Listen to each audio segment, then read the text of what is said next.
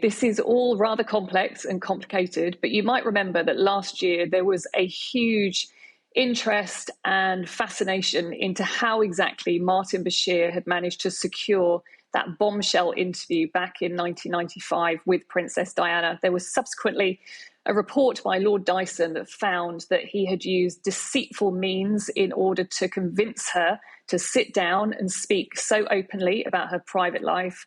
And one of the people that he made allegations about was Tiggy Legge-Bourke, who at the time was William and Harry's nanny. And Martin Bashir told Princess Diana at the time that Tiggy was having an affair with Prince Charles, and also made allegations and showed her documents that seemed to suggest that Tiggy had had an abortion. Now, ever since Lord Dyson's report, the BBC have been making a series of settlements with various people who are involved. The latest is now to Tiggy Legge-Bourke, who her married name is Alexandra Pettifer.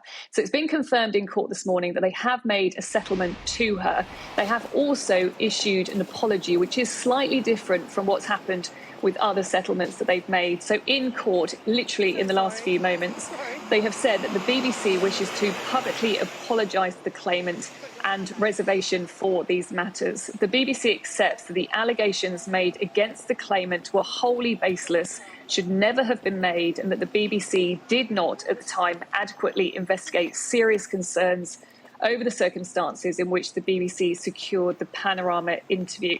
Now, also, I think quite surprisingly, Tiggy Legge-Bourke, Alexandra Pettifer, has actually been in court this morning. Now, she has been so private over the years. She never gives interviews. She never does any statements.